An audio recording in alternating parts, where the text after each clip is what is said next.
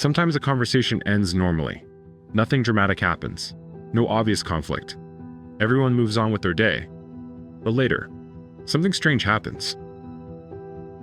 A single sentence someone said suddenly comes back into your mind. Maybe while you're driving. Maybe while you're trying to focus on something else. Maybe when you're lying in bed at night. And suddenly, you remember it. One line, one comment, one small moment in the conversation, and your brain begins asking questions. What did they mean by that?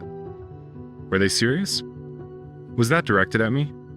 At first it seems like a simple thought, but then the mind returns to it again and again, until the moment begins to feel bigger than it actually was. If this has ever happened to you, you're experiencing something very common. The brain naturally remembers moments that feel emotionally uncertain, not necessarily negative. Just unclear. Our minds are built to pay attention to social signals, the way someone speaks, a change in tone, a comment that feels slightly different from what we expected. When something stands out, the brain stores it. Then later it brings the moment back for review, almost like it's asking, did we miss something important here? But the mind has a habit of searching for meaning even when none was intended, so the thought returns, the moment replays. The brain tries to decode the situation, and each time the thought appears, it feels slightly more important.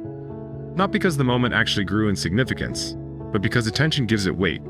The more we analyze the sentence, the more our mind believes it deserves analysis. That's how simple moments turn into long mental loops.